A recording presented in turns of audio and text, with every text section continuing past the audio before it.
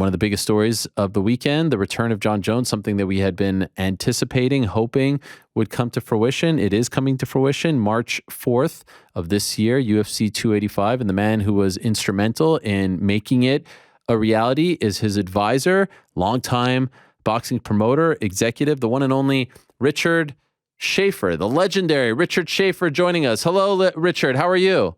How are you? Good. How are you, Ariel? Very nice to be on your show again. Oh, yeah, it's an honor. And we see the familiar Bernard Hopkins robe that you told us about once upon a time. So great to have you on. A very exciting time. Can I ask you, what are your feelings now that you have crossed the finish line on a story that really dates back over 2 years, right? Spring of 2020, Jon was talking about moving up. To get a deal like this done, how do you feel afterwards? Well, when you're going to try to put together big fights, there are always a lot of twists and turns. And we certainly had our fair share of twists and turns over the past 24 or so months that I've been working with Jon. I'm very happy for Jon. I'm very happy for the MMA fans to see Jon finally fight for that UFC heavyweight title. It has been long in the making. We never really knew who it was going to be. We knew that it was going to be for the title. That's what Jon wanted. And so I'm very excited and very happy that Jon is getting that title shot. Was there ever a point where you thought this wouldn't happen, that the two sides were too far apart?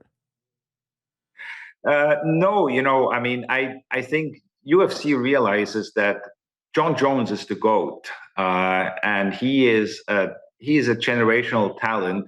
And so they were very, very much interested and very open to work with us and come to the conclusion of putting together a fair deal, which we did here. I mean, that deal which we made for Jon makes Jon now in the history of UFC, the highest paid heavyweight athlete. And overall, I think, as Hunter mentioned to me, probably the second highest ever, next to Conor McGregor.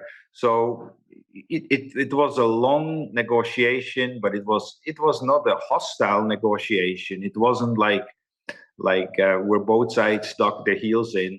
I think both sides wanted to find a way, and we found a way, and here it is.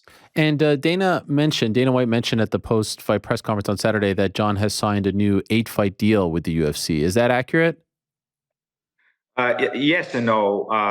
Jon was under an existing deal, which really did not contemplate for any fights at heavyweight. It was for the light heavyweight division. So there were 8 fights left. So it's not really a new deal. It's basically a amendment to the existing deal, which includes now the heavyweight provision. And so it's not just like he was free and he entered into a new deal. No, he was under contract with UFC, but we sort of twisted the existing contract a bit, and in the end, it was easier just to sign a new contract, always keeping in mind that these 8 fights were still on the books. Okay. In 2020, before you even started working with him, he was quite vocal about what he wanted. He threw out the 10 million number and seemed very adamant that, he should be paid. And I agree 100% with what he was saying. Could you tell us how close to those numbers that he was talking about 2.5 years ago you guys got? Well, I'm not really going to talk about numbers because that's not up to me. I never talk about how much somebody else makes, and so I don't really want to talk about it. But again, it was a contract which made both parties happy, and maybe it made both parties a little bit unhappy as well. So I think in order for this to happen, every side had to give a little bit, but. We are very pleased, and I'm sure UFC is pleased, and Jon is very happy to be back and get this opportunity to fight for the heavyweight title. Is there any part of Jon and yourself as well that is disappointed that it's not against Francis, who was the champion? And obviously we found out on Saturday he's parting ways. Is there any sort of disappointment involved with that? I don't think there's disappointment. You sort of move on, and that's what it is. And one can never say never. So who knows what the future holds? Right now the focus is fight. It's a big fight. I do believe that these are the two best heavyweights fighting each other. And it's a massive fight, and that's what the focus is. So you can't go and cry over what could have been or things like that. For whatever reason, Francis decided to step aside. I respect that, and I wish him all the best. And who knows, down the road, if a fight like that, if that fight is going to happen. I personally, by the way, think that Cyril, with his skill set and his youth and so on, is a bigger fight. Is a bigger fight than Francis would have been. Certainly more of a challenge, and I think it just shows you how determined Jon Jones is to become heavyweight champion. And for him, it was never like, oh, I'm not going to fight this guy or I'm not going to fight that guy. For him, it was like, I don't really care. I want to fight for the heavyweight world title and just bring whoever it is, and that is why he is the GOAT. That's what GOATs do. We were told on Saturday that Jon was ready to go and willing to fight anyone, as you just said. How long ago was this a done deal? Meaning, could he have fought in November? Could he have fought in October, in December? I'd heard that they were trying to make it for December, but we're waiting on the Francis situation to see how it played out. In your opinion, how long ago could this heavyweight fight had happened if the other side was ready as well? I'm sure you followed the videos from Jon. He's been training. And he would have been ready for a while to make this heavyweight fight reality. But UFC gave Francis a lot of time, showed a lot of patience to see if he wants to fight, how long the recuperating from his operation was going to take. So there was they really looked out for Francis, and UFC really tried to make that fight. And so I don't think there's any blame sort of like to be put on UFC for not having tried their best to get that fight done. And there's no blame to really go with Francis either. He decided he doesn't want to do the fight. He doesn't want to do the fight. But because of that injury he had and all postponement, I have to say it became sometimes a bit of frustrating experience, certainly for Francis, for Jon, but for me as well. When I call Hunter or talk to UFC as well, let's wait a little longer. And so I'm glad that finally it came to this where they said, okay, enough is enough.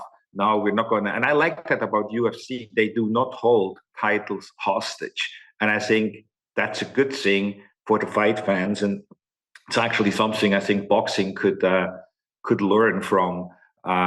No fighter is bigger than the sport, and I think that helps the sport. To the best of your knowledge, how close was the first opponent, Stipe, being Stipe? Like, was it ever close to Stipe? Well, it was Francis, and then it was Stipe. Then maybe we were talking about maybe December Stipe, but then we gave Francis a little bit more time, to see if we can get this, and then then it became Cyril, and we were able to, because we didn't just put the framework of this deal together in 24 hours.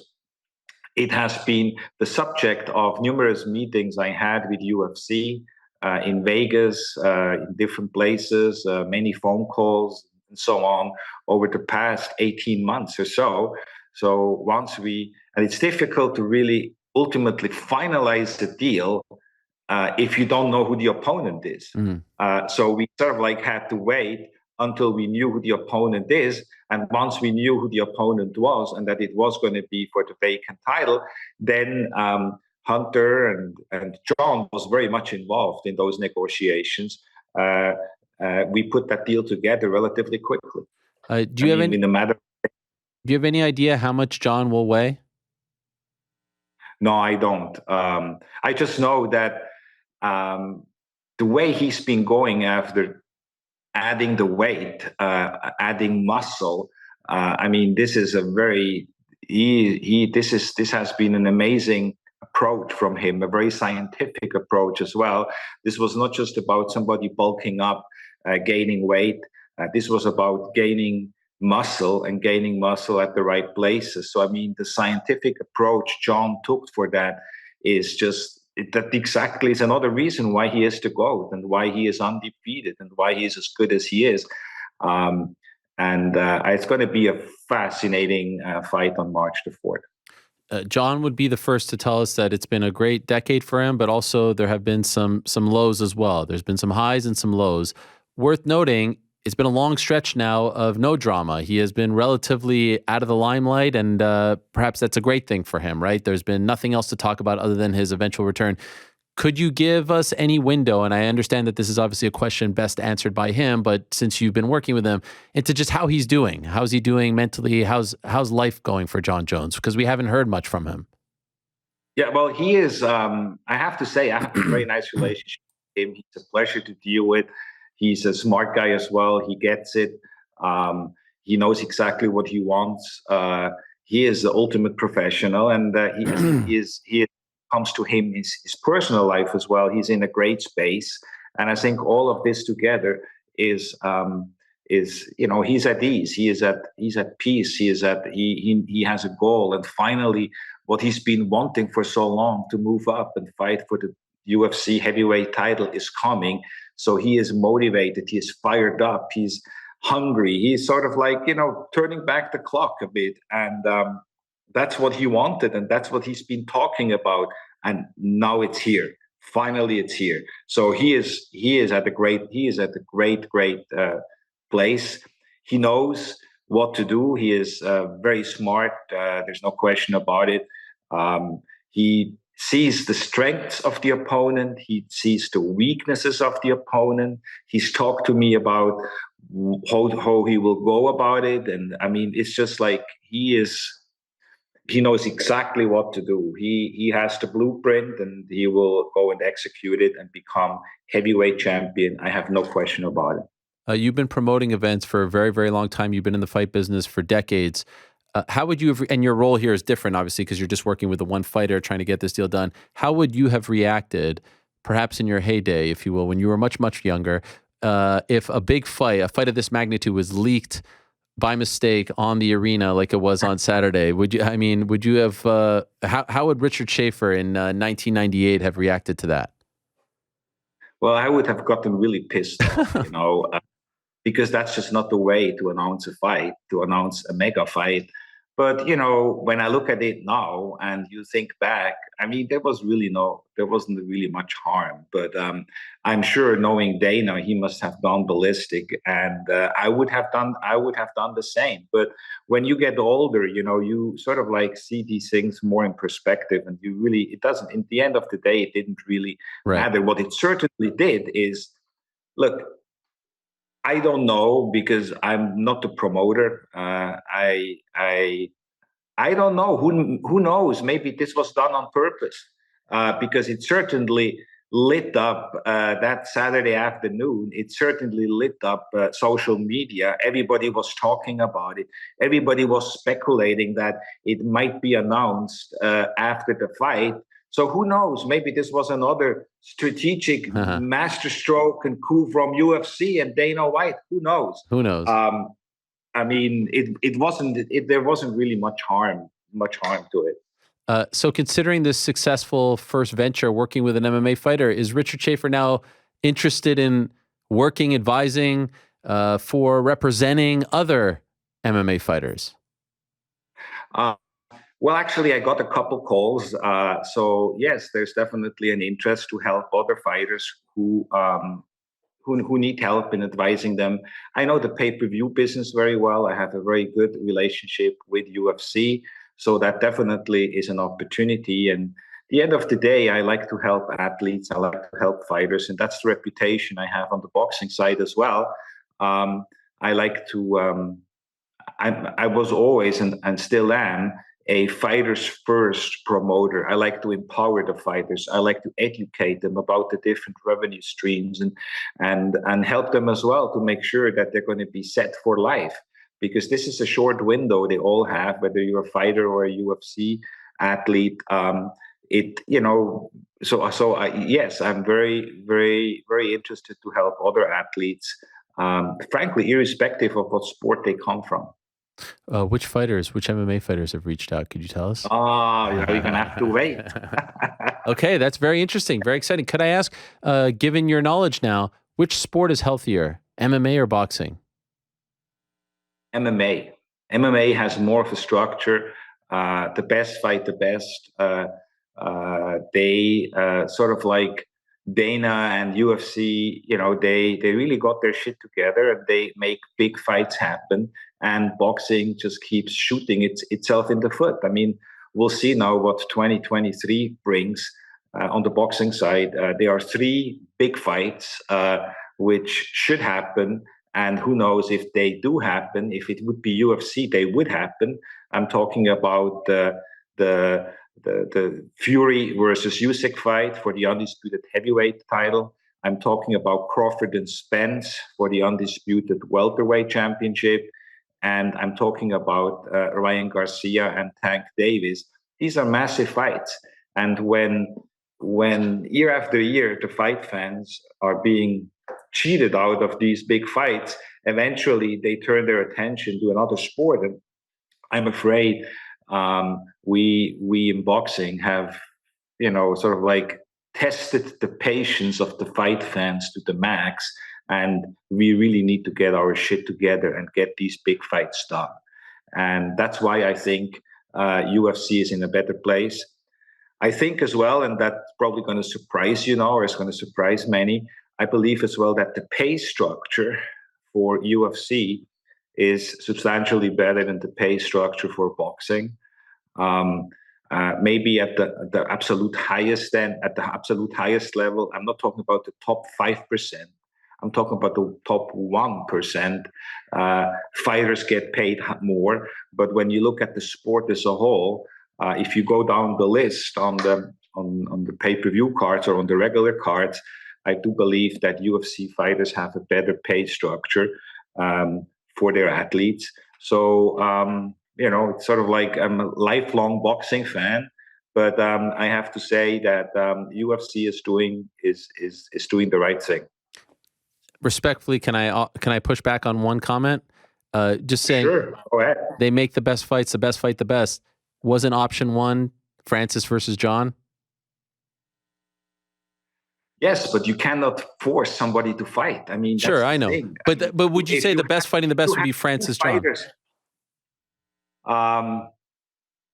From a skill level point of view, no, I would disagree with that. Okay. I think that, frankly, I think for Jon, a fight against Francis Ngannou would have been an easier fight than the fight here against Cyril Gane, and I really believe that. So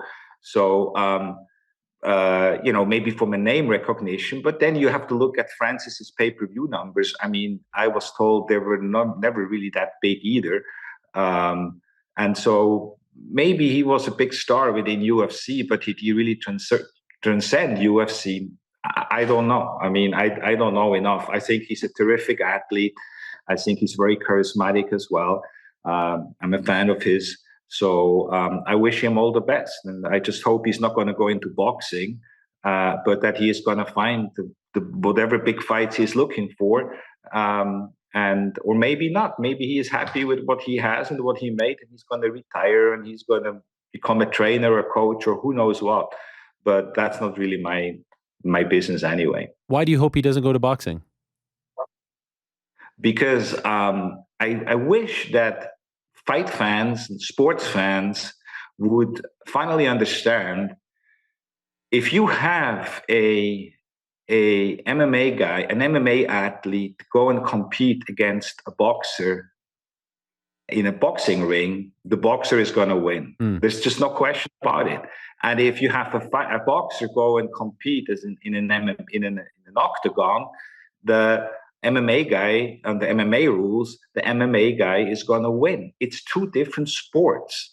And I don't see in any way, shape, or form that a Francis Ngannou could go and, for example, beat a Deontay Wilder or a Tyson Fury or an Alexander Usyk. And so if you and I would have to assume that you and your colleagues and boxing media experts would agree with me on that. So if that is the case, then why do I need to see it? Why do I need to pay $80 or whether $100 to see a fight when I know who is going to win? I'm not interested in that. And I think he's a terrific athlete, and I think he has some big fights ahead of him. And I personally think, that's just my feeling, that he made a mistake not working out his deal with UFC. But hey, it's his decision. That's what he is doing, and the world goes on, and UFC goes on, and there's going to be other big fights, and there are other heavyweights lined up to fight the winner of this fight, to fight Jon after he beats Cyril. So we'll move on, and you keep doing the best, fighting the best which are available. I mean, those who are not available is like, you know, I get you can't make fights when one side doesn't want to fight. It's always great to pick your brain. It's an honor to have you on the show, Richard. Appreciate it very much. Congratulations on getting this deal done. Can't wait for it. March 4th in Las Vegas, and very curious to see who else you might be working with in the MMA space. I think that would be a huge bit of news as well. So thank you so much. All the best to you, and thank you again for having me, Ariel. All right, there he is, the great Richard Schaefer. He is, a legend when it comes to the world of combat sports, promoting, and what insight there.